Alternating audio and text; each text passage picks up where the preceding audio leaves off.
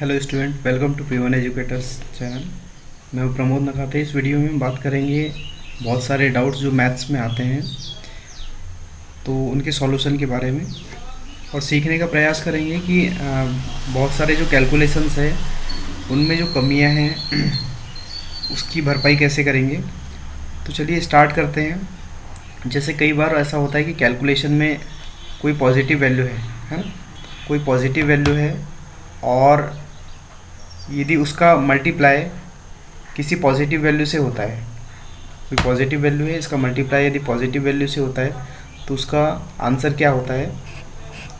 तो यहाँ कोई संख्या लेते हैं, जैसे मान लो प्लस का 2 है और यहाँ पर प्लस का 3 है। तो होता क्या है, दोनों का मल्टीप्लाई करेंगे तो प्लस का, दोनों पॉजिटिव वैल्यू है और दोनों पॉजिटिव वैल्यू का जब मल्टीप्लाई होगा तो हमेशा पॉजिटिव वैल्यू आती है। तो यहाँ पर प्लस का 6 हो जाएगा, ठीक है। उसके बाद जैसे मान लीजिए कि यहाँ पर पहली वैल्यू पॉजिटिव है और दूसरी वैल्यू नेगेटिव है। तो यहाँ पर दो कंडीशन हो सकती है। क्या कंडीशन हो सकती है कि मान लो यहाँ पर प्लस का 2 है और इसमें मल्टीप्लाई कर दिया हमने -3 से, ठीक है। यहाँ पर -3 से मल्टीप्लाई कर दिया है, तो क्या होगा, यहाँ पर प्लस और माइनस इन दोनों का मल्टीप्लाई करेंगे तो होता क्या है कि मल्टीप्लाई करने के बाद में हमेशा दोनों असमान चिन्ह होते हैं, तो उनका गुणा करने पे यहाँ पर माइनस का सिंबल लगेगा। दूसरी चीज़, संख्याओं का मल्टीप्लाई करेंगे तो कितना हो जाएगा, 3 × 2 कितना हो जाएगा, 6 हो जाएगा। तो इसका आंसर आएगा -6, ठीक है। तो यहाँ पर प्लस और माइनस का जब भी मल्टीप्लाई करते हैं तो यहाँ हमेशा माइनस होता है, और प्लस का मल्टीप्लाई करने पे यहाँ पर जो वैल्यू आएगी वो पॉजिटिव ही होती है और यहाँ पर आएगी नेगेटिव वैल्यू, ठीक है। इसका एक दूसरा उदाहरण देखते हैं कि यदि कभी ऐसा हो कि जहाँ पर -2 है, -2 है और इससे मल्टीप्लाई करते हैं +3 से, ठीक है, +3 से मल्टीप्लाई किया जाए, तब क्या होगा, यहाँ पर ये भी असमान चिन्ह है, एक माइनस है और एक प्लस है। इन दोनों का मल्टीप्लाई करेंगे तो ये 3 × 2 6 हो जाएगा। दूसरी चीज़, यहाँ पर पहले माइनस है और दूसरा प्लस है, तो क्या होगा, यहाँ पर मल्टीप्लाई होने पे माइनस ही आएगा, ठीक है। तो इसमें कन्फ्यूज़ होने की ज़रूरत नहीं है। प्लस और माइनस का मल्टीप्लाई करेंगे तो माइनस होगा, प्लस और प्लस का मल्टीप्लाई करेंगे तो क्या होगा, प्लस ही आता है। उसके बाद देख लेते, यदि यहाँ पर कभी ऐसी सिचुएशन है कि पहली जो संख्या है वो माइनस में है और दूसरी भी संख्या माइनस में है, ठीक है, और दोनों का मल्टीप्लाई हुआ, दो निगेटिव वैल्यू है, इनको यदि मल्टीप्लाई करते हैं तो यहाँ पर क्या होगा, यहाँ पर वैल्यू हमेशा पॉजिटिव आती है। जैसे फॉर एग्जांपल -3 है ना, -3 है और यहाँ पर -3 का मल्टीप्लाई कर देते हैं हम -4 से, तो क्या होगा, 4 × 3 कितना हो जाएगा, 12 हो जाएगा। और उसके बाद ये दोनों माइनस है और दोनों माइनस का मल्टीप्लाई करने पे कितना हो जाएगा, प्लस आएगा, ठीक है। तो +12 इसका आंसर हो जाएगा। तो ये चीज़ समझ में आई कि यहाँ पर होगा क्या, जब समान चिन्ह है, मतलब जैसे दोनों पॉजिटिव है, तो इन दोनों में एक समानता मिल रही है। क्या समानता मिल रही है कि यहाँ पर समान चिन्ह है, ये भी प्लस है, ये भी प्लस है, और दोनों प्लस हैं, दोनों का मल्टीप्लाई करने पे पॉजिटिव वैल्यू मिलेगी। और यहाँ पर दोनों वैल्यू यदि निगेटिव है, इनका मल्टीप्लाई करने पे क्या होगा, पॉजिटिव वैल्यू मिलेगी, ठीक है। दूसरी चीज़ ये समझ में आ रही है कि यहाँ से असमान चिन्ह है, असमान चिन्ह होने के बाद क्या होगा कि प्लस और माइनस है, प्लस और माइनस होने के बाद में पहली वैल्यू पॉजिटिव है, दूसरी वैल्यू निगेटिव हो जाएगी। और होगा क्या कि -6 है, जैसे प्लस का 2 है और -3 मल्टीप्लाई करने पे हमेशा माइनस होगा, और 3 × 2 कितना हो जाएगा, 6 हो जाएगा, और यहाँ पर -2 प्लस का 3 है, ठीक है। तो होगा क्या कि मल्टीप्लाई करने पे -6 हो जाएगा, ठीक है। उसके बाद क्या करेंगे, नेक्स्ट, अब मल्टीप्लाई हो गया, अब इसके बाद प्लस करने पे क्या होगा, तो अगली स्लाइड पे देखते हैं। जैसे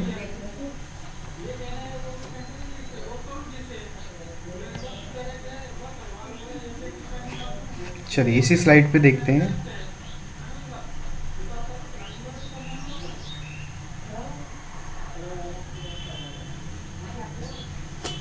यहाँ पर देखते हैं कि प्लस है, मान लो दो पॉजिटिव वैल्यू है, दो पॉजिटिव वैल्यू है, पहली वैल्यू पॉजिटिव है और दूसरी वैल्यू भी पॉजिटिव है, सॉरी दूसरी वैल्यू भी यहाँ पर पॉजिटिव है।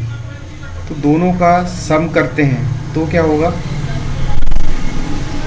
यहाँ पर हो जाएगा प्लस, ठीक है। जैसे मान लो प्लस का 2 है और प्लस 3 है, दोनों वैल्यू पॉजिटिव है, दोनों का सम करेंगे तो ये सिंबल आ जाएगा, प्लस का ही सिंबल आएगा। लेकिन यहाँ पर यदि दोनों वैल्यू माइनस में है, जैसे प्लस दोनों ये माइनस की कोई वैल्यू है, दो माइनस की वैल्यू है, दो निगेटिव वैल्यू है और इनको सम करेंगे तो यहाँ पर आंसर में क्या आएगा, ठीक है। तो यहाँ हमेशा ध्यान रखना इन दोनों में कॉमन चीज़ क्या है, दोनों वैल्यू जब समान है, मतलब दोनों वैल्यू पॉजिटिव है, यहाँ पर दोनों वैल्यू निगेटिव है, जब इन सब का सम होगा तो दोनों पॉजिटिव वैल्यू का सम प्लस ही होगा और दो निगेटिव वैल्यू का जो सम करते हैं वहाँ पर माइनस ही होगा, ठीक है। एग्जाम्पल देख लेते हैं, जैसे मान लो माइनस का 2 है और यहाँ पर प्लस, ये -2 है और यहाँ पर -3 है, ठीक है। -3 होने के बाद में क्या होगा, दोनों माइनस है, दोनों माइनस है तो यहाँ पर माइनस का सिंबल आ जाएगा। दूसरी चीज़, समान चिन्ह होते हैं तो संख्याएं हमेशा जुड़ती हैं। जैसे यहाँ पर ऊपर देखते हैं 2 + 3, 2 + 3 कितना हो जाएगा, 5 हो जाएगा। और यहाँ पर प्लस का 2 है और सॉरी यहाँ पर माइनस का 2 है और माइनस का 3 है, इसका मतलब दोनों जो चिन्ह है वो समान है। अब इस कंडीशन में क्या होगा, दोनों समान चिन्ह है तो क्या करेंगे, माइनस लगेगा और संख्याएं जुड़ती हैं तो 3 और 2 5, ठीक है। इन दोनों को प्लस करेंगे तो 5 आ जाएगा और दोनों माइनस में है इसलिए माइनस का सिंबल आ जाएगा, ठीक है। आगे चल के देखते हैं, यदि कोई एक संख्या प्लस की है, मतलब एक संख्या पॉजिटिव है और दूसरी संख्या नेगेटिव है, ठीक। यहाँ पर क्या होगा, पहली वैल्यू पॉजिटिव और दूसरी वैल्यू नेगेटिव।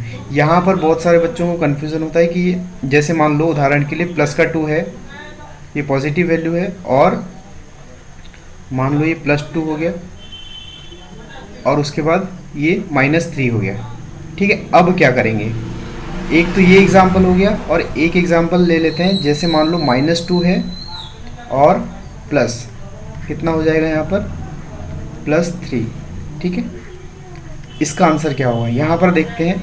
हमेशा याद रखिए कि जब असमान चिन्ह होते हैं और योग की प्रक्रिया हो रही है यहाँ पर, तो क्या है कि दोनों एक वैल्यू प्लस है और एक वैल्यू माइनस, लेकिन यहाँ पर ये ध्यान रखना पड़ेगा कि बड़ी संख्या के सामने क्या है, कौन सा चिन्ह है। तो देखिए सब जब भी असमान चिन्ह होते हैं तो संख्याओं का अंतर देखा जाता है। जैसे 3 है और 2 है, इन दोनों का अंतर कितना आ जाएगा, 1 आ जाएगा।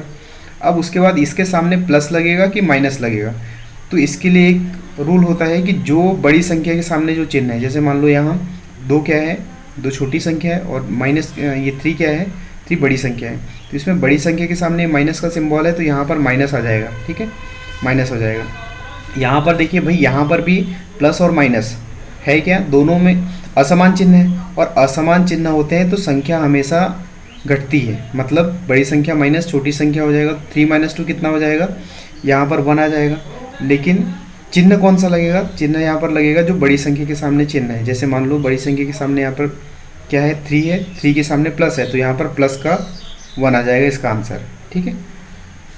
तो यहाँ पर सबसे ज़्यादा गलतियाँ होती है और यहाँ पर क्या होगा, यहाँ पर जो है कैलकुलेशन में वैल्यू प्लस की भी आ सकती है और वैल्यू माइनस की भी आ सकती है, ये ध्यान रखना पड़ेगा, ठीक है। तो एक बार सरफेसली देख लेते हैं कि होता क्या है। दो यहाँ पर देखिए, ये कंडीशन है गुणा की, ठीक है, इस कंडीशन है गुणा की और ये कंडीशन है यहाँ पर योग की, ठीक है। तो देखते हैं गुणा में क्या होगा, जैसे दोनों प्लस है, दोनों पॉजिटिव वैल्यू है, दोनों पॉजिटिव वैल्यू है तो गुणा करने पे पॉजिटिव वैल्यू आएगी, ठीक है। उसके बाद यहाँ पर देखिए, यदि एक संख्या प्लस में है दूसरी संख्या माइनस में है तो हमेशा रिजल्ट निगेटिव ही होगा जब गुणा करेंगे, ठीक है।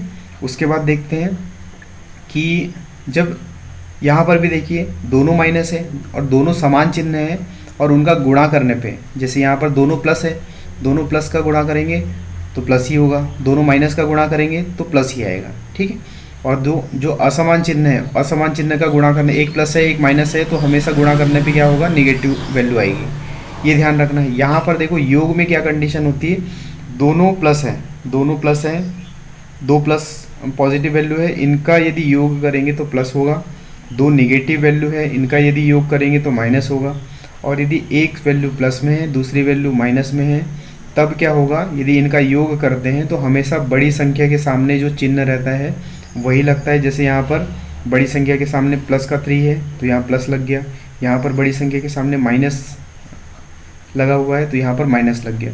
दूसरी चीज़, असमान चिन्ह होते हैं तो हमेशा संख्याएं घटती है, दोनों का अंतर देखा जाता है, तो यहाँ पर 3 और 2 का अंतर कितना हो जाएगा, 1 हो जाएगा, ठीक है। तो इसके बाद क्लियर हो गया होगा। चलिए, थैंक यू।